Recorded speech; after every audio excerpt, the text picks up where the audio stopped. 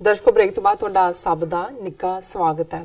ਅਗਲਾ ਇਸ਼ੂ ਵੀ ਆਪਾਂ ਇਸ ਸੈਗਮੈਂਟ ਵਿੱਚ ਡਿਸਕਸ ਕਰਾਂਗੇ ਔਰ ਤੁਹਾਡੇ ਸਾਨੂੰ ਜੋ ਕਮੈਂਟਸ ਨੇ ਲਿਖਤਾਂ ਨੇ ਉਹ ਸਾਨੂੰ ਮਿਲ ਚੁੱਕੀਆਂ ਨੇ। ਸੋ ਅਸੀਂ ਚਾਹਾਂਗੇ ਕਿ ਤੁਸੀਂ ਸਾਡੇ ਨਾਲ ਇਸੇ ਤਰ੍ਹਾਂ ਹੀ ਜੁੜੇ ਰਹੋ। ਥੈਂਕ ਯੂ ਲਿਖਣ ਵਾਸਤੇ। ਐਵਰੀਡੇ ਤੁਸੀਂ ਸਾਨੂੰ ਲਿਖਦੇ ਹੋ, ਥੈਂਕ ਯੂ ਸੋ ਮਚ ਜੀ। ਡਾਕਟਰ ਸਾਹਿਬ ਕੀ ਕਹਿਣਾ ਚਾਹੋਗੇ ਜੋ ਜਿਹੜਾ ਅੱਜ ਦਾ ਅਗਲਾ ਟੌਪਿਕ ਹੈ? ਦੇਖੋ, ਬੜੇ ਵਿਉਂਤਬੱਧ ਤਰੀਕੇ ਨਾਲ, ਸਿਸਟਮੈਟਿਕ ਤਰੀਕੇ ਨਾਲ ਸਿੱਖ ਧਰਮ ਦੇ ਵਿੱਚ ਘੁਸਪੈਠ ਮਜ਼ਹਬੀ ਤੌਰ ਦੇ ਉੱਤੇ ਵੀ, ਸਿਆਸੀ ਤੌਰ ਤੇ ਤਾਂ ਅਸੀਂ ਦੇਖਦੇ ਹਾਂ ਬਿਲਕੁਲ ਕਿ ਪਟਨਾ ਸਾਹਿਬ ਕਮੇਟੀ, ਹਜ਼ੂਰ ਸਾਹਿਬ ਕਮੇਟੀ ਔਰ ਹੁਣ ਦਿੱਲੀ ਗੁਰਦੁਆਰਾ ਪ੍ਰਬੰਧਕ ਕਮੇਟੀ ਤੇ ਸਿੱਧਾ ਬੀਜੇਪੀ ਦਾ ਕੰਟਰੋਲ ਹੈ ਜੀ। ਪੋਲੀਟੀਕਲ ਸ਼ਖਸੀਅਤਾਂ ਜਿਨ੍ਹਾਂ ਨੂੰ ਪੰਜਾਬ 'ਚ ਕਿਸੇ ਨਾ ਕਿਸੇ ਹਵਾਲੇ ਨਾਲ ਸਿੱਖਾਂ 'ਚ ਸਤਿਕਾਰ ਨਾਲ ਦੇਖਿਆ ਜਾਂਦਾ ਸੀ, ਉਹਨਾਂ ਦੇ ਕੁਝ ਪਿਛਲੇ ਕੰਮਾਂ ਕਰਕੇ ਉਹਨਾਂ ਨੂੰ ਬੀਜੇਪੀ ਆਪਣੇ ਖੈਮੇ 'ਚ ਲਿਆ ਰਹੀ ਹੈ। ਜਿਨ੍ਹਾਂ 'ਚੋਂ ਅਸੀਂ ਦੇਖਦੇ ਹਾਂ ਕਿ HS ਫੂਲਕਾ, ਜਿਹਨੂੰ ਪਦਮ ਸ਼੍ਰੀ ਅਵਾਰਡ ਦਿੱਤਾ ਗਿਆ ਔਰ ਉਹਨੇ ਵੀ ਬੜੀ ਤਾਰੀਫ ਕੀਤੀ। ਬਿਲਕੁਲ ਸੁਖਦੇਵ ਸਿੰਘ ਢੀਂਡਸਾ ਪਦਮ ਭੂਸ਼ਣ ਦਿੱਤਾ ਗਿਆ, ਉਹ ਵੀ ਬੀਜੇਪੀ ਦੀ ਅਵੇਲੇਬਿਲਿਟੀ ਦੇ ਉੱਤੇ ਹੈ ਜੀ। ਹਰਿੰਦਰ ਸਿੰਘ ਖਾਲਸਾ, ਜਿਹਨੇ ਇੰਡੀਅਨ ਫੋਰਨ ਸਰਵਿਸ ਚੋਂ ਰਿਜ਼ਾਈਨ ਕੀਤਾ ਜੂਨ 84 ਦੇ ਘੱਲੂਘਾਰੇ ਦੇ ਪ੍ਰੋਟੈਸਟ 'ਚ, ਉਹਨੇ ਵੀ ਖਾਕੀ ਨਿੱਕਰ ਪਾ ਲਈ ਔਰ MP ਸੀ। ਪਹਿਲਾਂ ਅਕਾਲੀਆਂ ਦਾ ਸੀ 96 ਦੇ ਵਿੱਚ ਬਠਿੰਡੇ ਤੋਂ, ਫਿਰ ਆਮ ਆਦਮੀ ਪਾਰਟੀ ਦਾ ਸੀ 2014 ਜੀ। ਸੋ ਜਿਹੜੇ 4-5 ਵੱਡੇ ਅਹੁਦਿਆਂ ਵਾਲੇ ਜਿਨ੍ਹਾਂ ਨੇ ਰਿਜ਼ਾਈਨ ਕੀਤੇ ਉਹਦੇ 'ਚ ਉਹਨਾਂ ਦਾ ਨਾਂ ਸੀ। ਸੋ ਬੀਜੇਪੀ ਇੱਕ ਪਾਸੇ ਸਿਆਸੀ ਤੌਰ ਤੇ ਔਰ ਮਨਜੀਤ ਸਿੰਘ ਜੀਕੇ ਜਿਹੜਾ ਮਨਜਿੰਦਰ ਸਰਸਾ ਇਸ ਵੇਲੇ ਦਿੱਲੀ ਕਮੇਟੀ ਜਿਹਨੇ ਸਿੱਧਾ ਹੀ ਕੰਟਰੋਲ ਕੀਤੀ, ਉਹ ਬੀਜੇਪੀ ਦਾ ਸਿਟਿੰਗ MLA ਹੈ, ਉਹਦੀ ਘਰ ਵਾਲੀ ਕਾਉਂਸਲਰ ਰਹੀ ਹੈ ਔਰ ਜੀਕੇ ਹੁਣ ਤੱਕ ਪ੍ਰੈਜ਼ੀਡੈਂਟ ਸੀ। ਜਦੋਂ ਕਿ ਸਰਸੇ ਨੇ ਔਰ ਬਾਦਲਾਂ ਨੇ ਦੇਖਿਆ ਕਿ ਵੀ ਸਿੱਧਾ ਕੰਟਰੋਲ ਲਓ, ਉਹਦੇ ਖਿਲਾਫ ਜੀਕੇ ਦੇ ਜਿਹੜਾ ਕਰਪਸ਼ਨ ਚਾਰजेस ਲੱਗੇ, ਪੁਲਿਸ ਨੇ ਕਲੋਜ਼ਰ ਰਿਪੋਰਟ ਫਾਈਲ ਕਰ ਦਿੱਤੀ ਕਿ ਜਿਹਨੇ ਇਨੋਸੈਂਟ ਹੈ। ਸੋ ਜ਼ਾਹਰ ਹੈ ਕਿ ਉਹਨਾਂ ਚਾਰजेस ਔਰ ਕਲੋਜ਼ਰ ਰਿਪੋਰਟ ਦੇ ਵਿਚਕਾਰ ਡੀਲ ਹੋਈ ਬੀਜੇਪੀ ਦੀ ਦਿੱਲੀ ਹਕੂਮਤ ਦੇ ਨਾਲ, ਜਿਹਦੇ ਚੋਂ ਜਦੋਂ ਉਹਨੇ ਹੁਣ ਪ੍ਰੈਸ ਕਾਨਫਰੰਸ ਮਨਜੀਤ ਨੇ ਕੀਤੀ ਹੈ 2 ਦਿਨ ਪਹਿਲੇ, ਉਹਨੂੰ ਪੁੱਛਿਆ ਗਿਆ ਜੀ ਜੇ ਬੀਜੇਪੀ ਤੁਹਾਨੂੰ ਸੀਟ ਦੇ ਤਾਂ ਤੁਸੀਂ ਲੜੋਗੇ? ਕਹਿੰਦਾ ਜੀ ਇਹ ਤਾਂ ਫਿਰ ਸੰਗਤ ਹੀ ਫੈਸਲਾ ਕਰੇਗੀ ਔਰ ਮੈਂ ਸਾਡੇ ਜਿਹੜੇ ਸਹਿਯੋਗੀ ਨੇ, ਪਰ ਮੈਂ ਫਿਰ ਧਾਰਮਿਕ ਕੋਈ ਅਹੁਦਾ ਨਹੀਂ ਲਵਾਂਗਾ।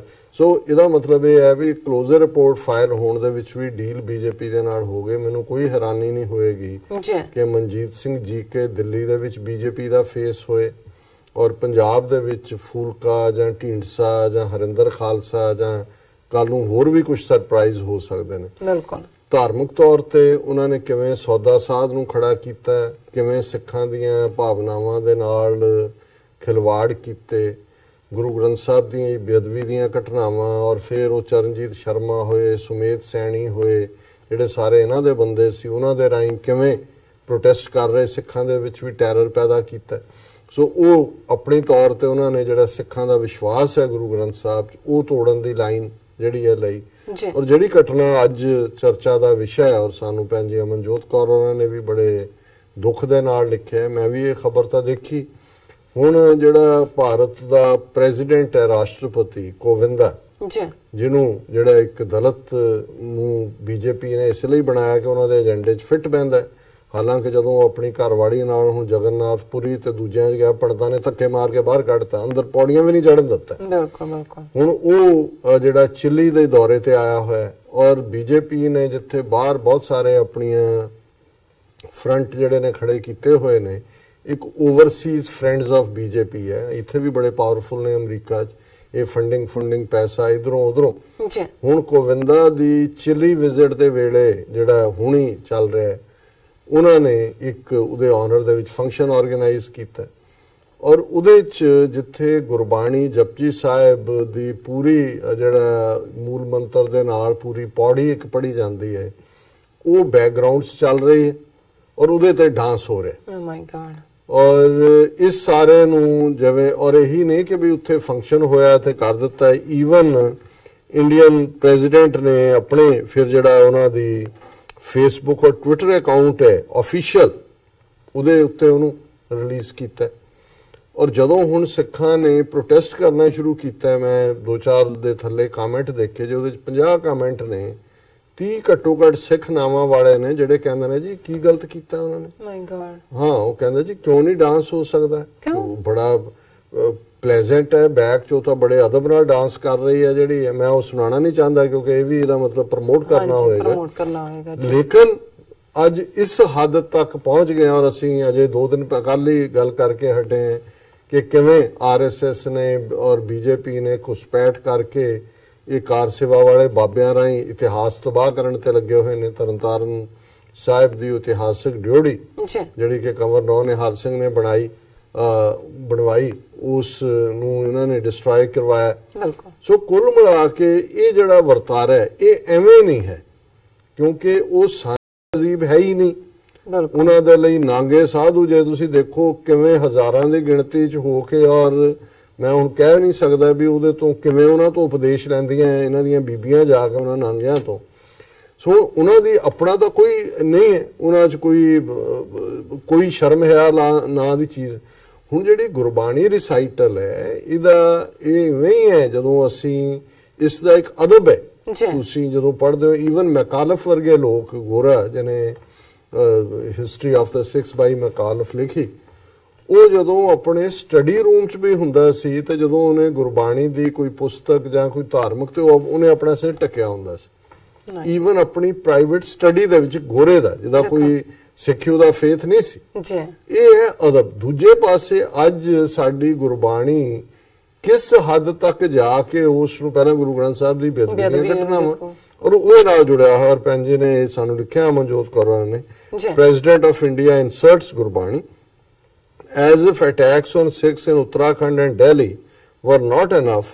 These dogs from RSS have now insulted Gurbani on foreign soil, and shameless RSS linked president of India posted video of Hindus dancing to Gurbani on his official Facebook and Twitter. मैं already जिक्र किया है। SGPC बादल सिरसा वगैरह सब चुप ने हूँ, फिर उन्होंने उधर लिंक दिते ने। The shameless Sangees have deliberately made Nachayas dance for Mool Mantar and posted video.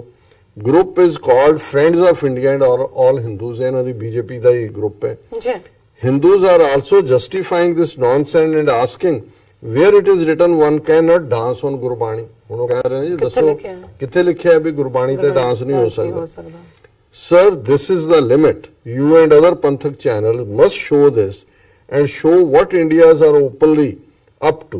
The day is not far when these pigs will make cheap filmy songs like Hare Krishna, Hare Rama using Gurbani just as they made songs on their own devtas. जिਵੇਂ मैं क्या ही है भी इन्हां दी तां है ही नहीं कोई शर्म हया तहजीब, कोई डिसिप्लिन, कोई मर्यादा, कोई कायदा कानून है नहीं।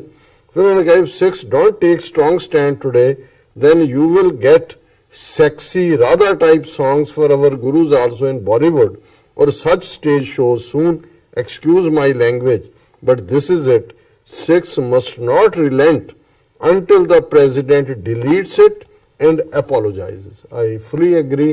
और मैं समझदा हां भी बजाए ਅਸੀਂ ਹੋਰ ਮੁੱਦਿਆਂ ਦੇ ਉੱਤੇ ਉਲਝੇ ਰਹੀਏ ਜਿਹੜਾ ਕਿ ਬਹੁਤ ਸਾਰੇ ਸਾਡੀ ਸੋਸ਼ਲ ਨੈਟਵਰਕਿੰਗ ਸਾਈਟਸ ਤੇ ਹੁੰਦਾ ਹੈ, ਇਸ ਨੂੰ ਸੈਂਟਰਲ ਮੁੱਦਾ ਬਣਾ ਕੇ ਜਿਹੜੀ ਪ੍ਰੈਜ਼ੀਡੈਂਟ ਆਫ ਇੰਡੀਆ ਦਾ ਇਹ ਸਾਰਾ ਵਰਤਾਰਾ ਹੈ ਕਿ ਮਾਫੀ ਮੰਗੋ ਔਰ ਇਹਨੂੰ ਆਪਣੇ ਅਫੀਸ਼ੀਅਲ ਅਕਾਊਂਟ ਤੋਂ ਡਿਲੀਟ ਕਰੋ। ਔਰ ਇਸ ਦੇ ਉੱਤੇ ਜੇ ਸਾਡੇ ਉੱਥੋਂ ਦੇ ਸਿੱਖ ਵਕੀਲ ਲਾਸੂਟ ਵੀ ਫਾਈਲ ਕਰਦੇ ਨੇ ਤੇ ਇਹ ਇੱਕ ਬਿਹਤਰ ਹੋਏਗਾ ਔਰ ਇਸ ਨੂੰ ਫੋਕਸ ਕੀਤਾ ਜਾਣਾ ਚਾਹੀਦਾ। ਨਹੀਂ ਤਾਂ ਜਿਵੇਂ ਉਹਨਾਂ ਨੇ ਕਿਹਾ ਕਿ ਇਹ ਕਿਸ ਹੱਦ ਤੱਕ ਜਾਣਗੇ ਉਹ ਨਜ਼ਰ ਆ ਰਿਹਾ ਵੀ ਇਹਨਾਂ ਨੇ ਕੀ ਡਾਇਰੈਕਸ਼ਨ ਲਈ ਹੋਈ। ਬਿਲਕੁਲ ਡਾਕਟਰ ਸਾਹਿਬ, ਹੁਣ ਆਪਾਂ ਆਪਣੇ ਫੇਸਬੁੱਕ ਮੈਸੇਜ ਲੈਂਦੇ ਆ ਜਿਹੜੇ ਸਾਡੇ ਅੱਜ ਦੇ ਸੈਗਮੈਂਟ ਤੇ ਆਏ ਨੇ ਸਾਡੇ ਦਰਸ਼ਕਾਂ ਨੂੰ। ਸਭ ਤੋਂ ਪਹਿਲਾਂ ਅਸੀਂ ਸਾਂਝੀ ਫਤਿਹ ਬੁਲਾਉਂਦੇ ਹਾਂ। ਵਾਹਿਗੁਰੂ ਜੀ ਕਾ ਖਾਲਸਾ, ਵਾਹਿਗੁਰੂ ਜੀ ਕੀ ਫਤਿਹ ਐਂਡ ਅਸਲਾਮ ਵਾਲੇਕਮ। ਮੋਹਿਨ ਖਾਨ ਸਾਨੂੰ ਲਿਖਦੇ ਨੇ ਕਿ ਡਾਕਟਰ ਸਾਹਿਬ ਇਹ ਲੋਕ ਚੋਰ ਨਹੀਂ ਮਹਾ ਚੋਰ ਨੇ, ਇਹਨਾਂ ਨੇ ਸਾਨੂੰ ਲਿਖਿਆ। ਔਰ ਹਾਂਜੀ ਮੈਂ ਨਾ ਮਲਵਿੰਦਰ ਸਿੰਘ ਮੱਲੀ ਜੀ ਦੀ ਜੋ ਕੱਲ ਦੀ ਸਾਡੇ ਸੈਗਮੈਂਟ ਆਪਾਂ ਕੀਤੇ ਸੀ ਉਸ ਦੇ ਉੱਪਰ ਸਾਨੂੰ ਕਮੈਂਟ ਆਏ ਨੇ ਤੇ ਮੈਂ ਪੜ੍ਹਦੀ ਹਾਂ ਇਹਨਾਂ ਨੂੰ। ਸਿੱਖਾਂ ਨਾਲ ਬੀਤੀਆਂ ਘਟਨਾਵਾਂ ਦੀ ਗੱਲ ਅਕਸਰ ਸਿੱਖ ਵਿਦਵਾਨ ਕਾਂਗਰਸ ਪਾਰਟੀ ਨਾਲ ਸੰਬੰਧਿਤ ਹਵਾਲਿਆਂ ਤੇ 47 ਵਿੱਚ ਅੰਗਰੇਜ਼ਾਂ ਵੱਲੋਂ ਭਾਰਤ ਛੱਡਣ ਵੇਲੇ ਦੀਆਂ ਘਟਨਾਵਾਂ ਤੋਂ ਹੀ ਸ਼ੁਰੂ ਕਰਦੇ ਹਨ, ਪਰ ਮੈਂ ਤੁਹਾਨੂੰ ਇਸ ਤੋਂ ਪਹਿਲਾਂ ਬਾਰੇ ਕੁਝ ਸਵਾਲ ਕਰਨਾ ਚਾਹੁੰਦਾ ਹਾਂ ਜਿਨ੍ਹਾਂ ਦੇ ਜਵਾਬ ਤਲਾਸ਼ਣੇ ਜ਼ਰੂਰੀ ਹਨ। 1849 ਵਿੱਚ ਦੇਸ਼ ਪੰਜਾਬ ਅੰਗਰੇਜ਼ਾਂ ਨੇ ਗੁਲਾਮ ਬਣਾਇਆ, ਜਿਸ ਦੀ ਹਕੂਮਤ ਕੁਝ ਸਮਾਂ ਪਹਿਲਾਂ ਤੱਕ ਮਹਾਰਾਜਾ ਰਣਜੀਤ ਸਿੰਘ ਦੇ ਹੱਥ ਵਿੱਚ ਸੀ। ਇਸੇ ਨੂੰ ਸਿੱਖ ਰਾਜ ਵੀ ਕਿਹਾ ਜਾਂਦਾ ਹੈ, ਪਰ ਇਸ ਰਾਜ ਵਿੱਚ 70% ਮੁਸਲਮਾਨਾਂ ਤੇ ਬਾਕੀ ਹਿੰਦੂ ਸਿੱਖਾਂ ਦੀ ਸੀ। ਮੇਰਾ ਵਿਚਾਰ ਇਹ ਹੈ ਕਿ ਇਸ ਤੋਂ ਬਾਅਦ ਸਿੱਖਾਂ ਨੂੰ ਉਸ ਵੇਲੇ ਮੁੱਖ ਤੌਰ ਤੇ ਉਸ ਗੁਲਾਮ ਬਣਾਏ ਦੇਸ਼ ਪੰਜਾਬ ਦੀ ਆਜ਼ਾਦੀ ਲਈ ਹੀ ਲੜਨਾ ਚਾਹੀਦਾ ਸੀ, ਪਰ ਸਿੱਖਾਂ ਨੂੰ ਪੁਚਲਾ ਕੇ ਤੇ ਫੂਕ ਛਕਾ ਕੇ ਇਸ ਪੈਂਤੜੇ ਤੋਂ ਉਖੇੜ ਲਿਆ ਤੇ ਗੁਰਦੁਆਰਿਆਂ ਦੀ ਆਜ਼ਾਦੀ ਦੀ ਲੜਾਈ ਵਿੱਚ ਜਿੱਤ ਨੂੰ ਗੁਲਾਮ ਪੰਜਾਬ ਦੀ ਆਜ਼ਾਦੀ ਦੀ ਲੜਾਈ ਦੀ ਜਿੱਤ ਵਜੋਂ ਪੇਸ਼ ਕਰਨ ਦੀ ਥਾਂ ਇਸ ਨੂੰ ਭਾਰਤ ਮਾਤਾ ਦੀ ਆਜ਼ਾਦੀ ਦੀ ਲੜਾਈ ਦੀ ਜਿੱਤ ਵਜੋਂ ਉਭਾਰਨਾ ਸ਼ੁਰੂ ਕਰ ਦਿੱਤਾ ਤੇ ਸਿੱਖਾਂ ਨੂੰ ਭਾਰਤ ਦੀ ਆਜ਼ਾਦੀ ਲਈ ਲੜਨ ਮਰਨ ਦੇ ਪੈਂਤੜੇ ਤੇ ਚਾੜ ਲਿਆ। ਪੰਜਾਬ ਦੇ ਮਹਾਰਾਜੇ ਰਣਜੀਤ ਸਿੰਘ ਦੇ ਰਾਜ ਦੀ ਹਕੀਕਤ ਤੇ ਵਿਰਾਸਤ ਨੂੰ ਭੁਲਾਣ ਖਤਮ ਕਰਨ ਲਈ ਅੰਗਰੇਜ਼ਾਂ ਨੇ ਪੂਰੇ ਯਤਨ ਕੀਤੇ ਤਾਂ ਕਿ ਪੰਜਾਬੀਆਂ ਖਾਸ ਕਰਕੇ ਸਿੱਖਾਂ ਦੇ ਮਨਾਂ ਵਿੱਚੋਂ ਆਪਣੇ ਰਾਜ ਦੀ ਭਾਵਨਾ ਹੀ ਖਤਮ ਕੀਤੀ ਜਾਵੇ ਕਿ ਸਿੱਖਾਂ ਨੂੰ ਆਪਣੇ ਗੁਲਾਮ ਦੇਸ਼ ਦੀ ਆਜ਼ਾਦੀ ਲਈ ਹੀ ਨਹੀਂ ਸੀ ਲੜਨਾ ਚਾਹੀਦਾ। ਇਸ ਬੁਨਿਆਦੀ ਪੈਂਤੜੇ ਤੋਂ ਉਖੇੜੇ ਹੋਏ ਸਿੱਖਾਂ ਨੂੰ ਫਿਰ ਦੋ ਕੌਮਾਂ ਦੇ ਫਿਰਕੂ ਪੈਂਤੜੇ ਦੇ ਜਾਲ ਵਿੱਚ ਉਲਝਾ ਲਿਆ ਗਿਆ ਤੇ ਉਹ ਆਪਣੇ ਗੁਲਾਮ ਕਿਤੇ ਪੰਜਾਬ ਦੇਸ਼ ਦੀ ਆਜ਼ਾਦੀ ਦੀ ਗੱਲ ਨੂੰ ਹੀ ਵਿਸਾਰ ਗਏ। ਇਹੀ ਉਹ ਪਟਕਨ ਹੈ ਜਿਸ ਦੀ ਨਿਸ਼ਾਨਦੇਹੀ ਕੀਤੇ ਬਿਨਾਂ ਸਿੱਖਾਂ ਦੇ ਸਿਰਾਂ ਦੀ ਬਹੁ ਗਿਣਤੀ ਵਾਲੇ ਇਲਾਕੇ ਦੀ ਭਾਲ ਦੀ ਮਿਰਗ ਤ੍ਰਿਸ਼ਨਾ ਵਿੱਚ ਉਲਝ ਕੇ ਰਹਿ ਗਏ ਤੇ ਦੇਸ਼ ਪੰਜਾਬ ਦੇ ਸਰਬੱਤ ਦੇ ਭਲੇ ਵਾਲੇ ਰਾਜ ਨੂੰ ਤਲਾਂਜਲੀ ਦੇਣ ਦੇ ਰਾਹ ਤੇ ਤੁਰ ਪਏ।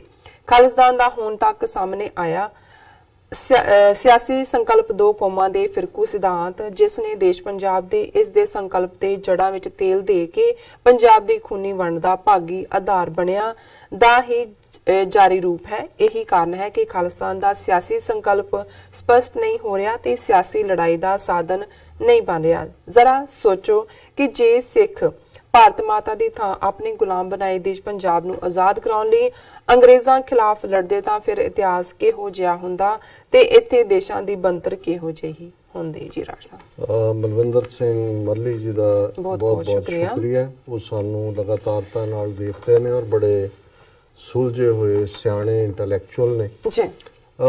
ਉਹਨਾਂ ਨੇ ਜਿਹੜਾ ਮੁੱਦਾ ਚੁੱਕਿਆ ਉਹ ਦਰੁਸਤ ਹੈ ਬਿਲਕੁਲ ਕਿ ਇਹਦੇ 'ਚ ਕੋਈ ਸ਼ੱਕ ਨਹੀਂ ਹੈ ਕਿ ਬੜੀ ਚਲਾਕੀ ਦੇ ਨਾਲ ਜਿਹਨੂੰ ਅੱਜ ਅਸੀਂ ਹਿੰਦੂਤਵੀ ਕਹਿੰਦੇ ਹਾਂ ਉਦੋਂ ਅਸੀਂ ਕਾਂਗਰਸ ਦੀ ਲੀਡਰਸ਼ਿਪ ਕਵਾਂਗੇ 20ਵੀਂ ਸਦੀ 'ਚ, ਜਿਨ੍ਹਾਂ ਨੇ ਸਿੱਖਾਂ ਦੀ ਆਜ਼ਾਦੀ ਦੇ ਇੰਪਲਸ ਨੂੰ ਖਾਸ ਤੌਰ ਤੇ ਗੁਰਦੁਆਰੇ ਆਜ਼ਾਦ ਕਰਾਉਣ ਤੋਂ ਬਾਅਦ ਜਿਹੜੇ ਹਿੰਦੂਤਵੀ ਬੈਕ ਔਰ ਅੰਗਰੇਜ਼ਾਂ ਦੀ ਪੂਰੀ ਪੁਸ਼ਤਪਨਾ ਵਾਲੇ ਮਹੰਤ ਸੀ, ਜਿਹੜੀ ਗੱਲ ਇੱਕ ਆਜ਼ਾਦੀ ਵੱਲ ਤੁਰ ਸਕਦੀ ਸੀ ਉਸ ਨੂੰ ਕਾਂਗਰਸ ਦੇ ਖਾਤੇ 'ਚ ਪਾ ਕੇ ਭਾਰਤ ਦਾ ਜਿਹੜਾ ਰਾਸ਼ਟਰਵਾਦ ਦਾ ਸੰਕਲਪ ਹੈ ਉਹਦੇ ਨਾਲ ਜੋੜ ਦਿੱਤਾ। ਔਰ ਇਹ ਕੋਈ ਇੱਕਦਮ 1920 'ਚ ਨਹੀਂ ਹੋਇਆ। ਇਹ ਮੈਂ ਸਮਝਦਾ ਵੀ 1849 ਤੋਂ ਬਾਅਦ ਸਿਰਫ ਭਾਈ ਮਹਾਰਾਜ ਸਿੰਘ ਪਹਿਲੇ ਉਹ ਸੱਜਣ ਸਨ ਜਿਨ੍ਹਾਂ ਨੇ ਉਸੇ ਹੀ ਸਿੱਖ ਸਪਿਰਿਟ ਦੇ ਵਿੱਚ ਜਿਹੜਾ ਕਿ ਰੀਸਟੋਰ ਕਰਨਾ ਸੀ ਆਪਣੀ ਗਲੋਰੀ ਨੂੰ, ਉਹਨਾਂ ਦੀ ਸਟਰਗਲ ਰਹੀ।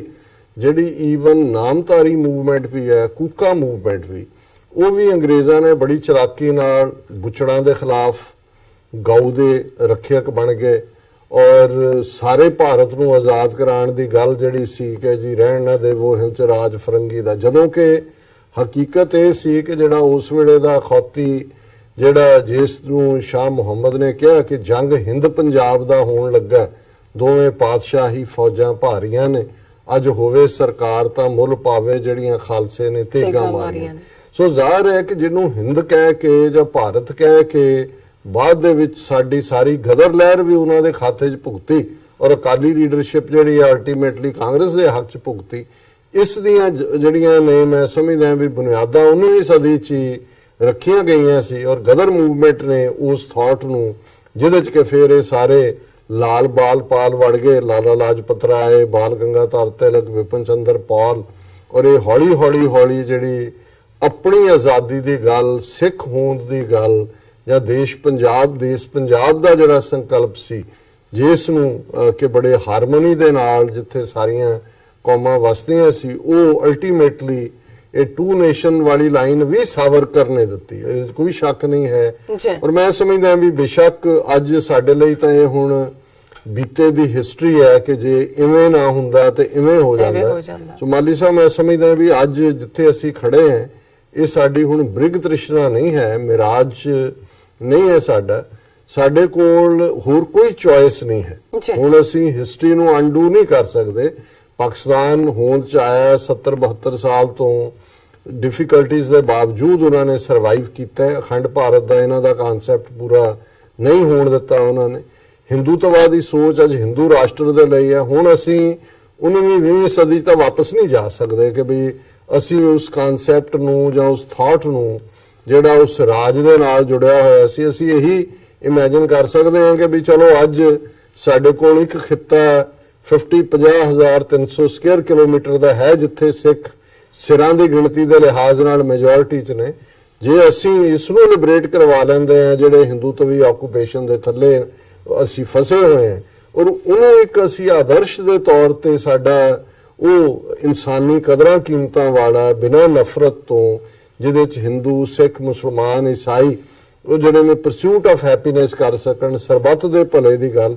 ਅੱਜ ਸਾਡੀ ਹਾਲਤ ਇਹ ਹੈ ਵੀ ਸਾਨੂੰ ਆਪਣੀ ਈਵਨ ਫਿਲਾਸਫੀ ਨੂੰ, ਸਿੱਖੀ ਦੀ, ਗੁਰਮਤ ਦੀ ਜਿਹੜੀ ਸਾਂਝੀਵਾਲਤਾ ਦੀ ਹੈ, ਸਾਨੂੰ ਪੈਰ ਧਰਾਵਾ ਚਾਹੀਦਾ। ਸੋ ਮੈਂ ਸਮਝਦਾ ਵੀ ਹੁਣ 19ਵੀਂ ਜਾਂ 20ਵੀਂ ਸਦੀ 'ਚ ਕਿਹਨੇ ਕੀ ਕੀਤਾ ਹੈ ਤਾਂ ਇੱਕ ਜਿਹੜੀ ਹੈ ਉਹ ਅਸੀਂ ਉਹਨੂੰ ਡਿਸਕਸ ਹੀ ਕਰ ਸਕਦੇ, ਪਰ ਇਹਨਾਂ ਦੀ ਜਿਹੜੀ ਸਪਿਰਿਟ ਹੈ ਆਰਗੂਮੈਂਟ ਦੀ ਕਿ ਕਿਵੇਂ ਸਿੱਖ ਜਿਹੜੇ ਨੇ ਭਟਕੇ 1849 ਤੋਂ ਬਾਅਦ ਇੱਕਦਮ, ਔਰ ਉਹ ਜਿਹੜੇ ਨੇ ਟੂਲ ਬਣੇ ਹਿੰਦੂ ਤਵੀਆਂ ਦੇ, ਇੰਡੀਅਨ ਨੈਸ਼ਨਲਿਜ਼ਮ ਦੇ ਹੱਥਾਂ ਦੇ ਵਿੱਚ। ਅਸੀਂ ਤੀਸਰੀ ਧਿਰ ਵਾਲਾ ਜਿਹੜਾ ਸਾਡਾ ਰੋਲ ਸੀ ਹਿੰਦੂਆਂ ਔਰ ਮੁਸਲਮਾਨਾਂ ਦੇ ਵਿਚਾਲੇ, ਜਿਵੇਂ ਸਰ ਕਪੂਰ ਸਿੰਘ ਨੇ ਕਿਹਾ, ਉਹਨੂੰ ਵੀ ਅਸੀਂ ਛੱਡਿਆ ਔਰ ਅਸੀਂ ਬਿਲਕੁਲ ਹਿੰਦੂਆਂ ਦੀ ਐਕਸਟੈਂਸ਼ਨ ਬਣ ਕੇ ਜਿਹੜਾ 47 ਦੇ ਵਿੱਚ ਫਿਰ ਜਿਵੇਂ ਭੁਗਤੇ। ਅੱਜ ਉਸ ਸਾਰੇ ਚੋਂ ਜੇ ਮੈਨੂੰ ਕੁਝ ਨਜ਼ਰ ਆਉਂਦਾ, ਮੈਂ ਤਾਂ ਇਹੀ ਸਮਝਦਾ ਵੀ ਹੁਣ ਅਸੀਂ ਆਪਣੇ ਜਿਹੜਾ ਵਤਨ ਹੈ ਸਾਡਾ ਉਸ ਨੂੰ ਆਜ਼ਾਦ ਕਰਵਾਈਏ ਹਿੰਦੂ ਤਵੀ ਆਕੂਪੇਸ਼ਨ। ਬਿਲਕੁਲ ਡਾਕਟਰ ਸਾਹਿਬ, ਹੁਣ ਆਪਾਂ YouTube ਮੈਸੇਜ ਲੈਂਦੇ ਆਪਣੇ ਦਰਸ਼ਕਾਂ ਦੇ ਉੱਤੇ ਵੀ ਸਾਨੂੰ ਮੈਸੇਜ ਨੇ ਕਾਫੀ ਸਾਰੇ, ਔਰ ਬਾਦ ਸਿੰਘ ਸਾਨੂੰ ਫਤਿਹ ਬੁਲਾਉਂਦੇ ਨੇ। ਵਾਹਿਗੁਰੂ ਜੀ ਕਾ ਖਾਲਸਾ, ਵਾਹਿਗੁਰੂ ਜੀ ਕੀ ਫਤਿਹ। ਮੇਰੇ ਖਿਆਲ ਤੁਸੀਂ ਡਿਸਕਸ ਕਰਨੇ, ਤੁਸੀਂ ਕਰੋ ਫਿਰ ਕਹੋਗੇ। ਨਹੀਂ, ਗੈਰੀ ਸੰਧੂ ਜੀ, ਚੌਧਰੀ ਗੁਲਾਮ ਦਸਤਗੀਰ ਉਹਨਾਂ ਨੇ ਫਤਿਹ ਬੁਲਾਈ ਹੈ। ਫਿਰ ABC ਤੋਂ ਫਿਰ ਰਿਕਟ ਜੀ, ਉਹਨਾਂ ਨੇ ਗੋਡ ਬਲੈਸ ਯੂ ਦੇ ਨਾਲ ਸਾਨੂੰ ਅਸੀਸ ਦਿੱਤੀ ਹੈ। ਮਨਜੀਤ ਸਿੰਘ ਮਠਾਰੂ ਜੀ ਨੇ ਬਹੁਤ ਸੋਹਣਾ ਕਮੈਂਟ ਕੀਤਾ ਹੈ। ਉਹਨਾਂ ਨੇ ਕਿਹਾ ਕਿ ਸਮਰਾਟ ਅਸ਼ੋਕ ਬੋਧੀ ਦੇ ਅਖੀਰ ਬਿੰਦੂਸਾਰ ਦੇ ਕਤਲ ਬਾਅਦ ਪੁਸ਼ਿਆ ਮਿੱਤਰ ਹਿੰਦੂ ਰਾਜਾ ਬਣਨ ਨਾਲ ਬੋਧੀਆਂ ਦਾ ਜੈਨੋਸਾਈਡ ਕੀਤਾ ਸੀ। ਇਤਿਹਾਸ ਸਾਹਮਣੇ ਹੈ, ਫਿਰ ਵੀ ਛੁਪਿਆ ਪਿਆ ਹੈ। ਬ੍ਰਾਹਮਣ ਕਲੰਕ ਹੈ, ਇਨਸਾਨੀਅਤ ਤੇ ਨਰਕ ਹੈ। ਇਹਦੇ 'ਚ ਕੋਈ ਸ਼ੱਕ ਨਹੀਂ ਹੈ ਕਿ ਬੋਧੀਆਂ ਦਾ ਵੱਡੇ ਪੱਧਰ ਤੇ ਜੈਨੋਸਾਈਡ ਕੀਤਾ ਗਿਆ। ਸ਼ੂਦਰਾਂ ਦੇ ਨਾਲ ਜੋ ਹੋ ਰਿਹਾ, ਸਿੱਖਾਂ ਦਾ ਜੈਨੋਸਾਈਡ ਨਵੰਬਰ 84, ਜੂਨ 84 ਲਗਾਤਾਰਤਾ ਨਾਲ, ਔਰ ਮੁਸਲਮਾਨ ਜੋ ਗੁਜਰਾਤ 'ਚ ਹੋਇਆ, ਈਸਾਈਆਂ ਦੇ ਨਾਲ ਜੋ ਹੋ ਰਿਹਾ। ਸੋ ਕੁੱਲ ਮਿਲਾ ਕੇ ਜੇ ਬ੍ਰਾਹਮਣਵਾਦ ਦਾ 4000 ਸਾਲ ਦਾ ਤੁਸੀਂ ਇਤਿਹਾਸ ਰਿਗਵੇਦ ਤੋਂ ਦੇਖੋ ਤੇ ਇਹ ਜੈਨੋਸਾਈਡਸ ਕਰਨ ਦਾ ਔਰ ਕਰੂਅਲ ਬਰੂਟਲ ਟੈਰਰ ਦੇ ਇਹ ਐਪੀਟੋਮ ਨੇ, ਜਦੋਂ ਕਿ ਇਹ ਦੂਸਰਿਆਂ ਨੂੰ ਦਹਿਸ਼ਤਗਰਦ ਦੱਸਦੇ। ਬਿਲਕੁਲ ਡਾਕਟਰ ਸਾਹਿਬ, ਹੁਣ ਆਪਾਂ ਲੈਂਦੇ ਹਾਂ ਬ੍ਰੇਕ। ਵਿਊਅਰਸ, ਤੁਸੀਂ ਕਿਤੇ ਨਹੀਂ ਜਾਣਾ, ਮਿਲਦੇ ਹਾਂ ਛੋਟੇ ਜਿਹੇ ਬ੍ਰੇਕ ਤੋਂ ਬਾਅਦ।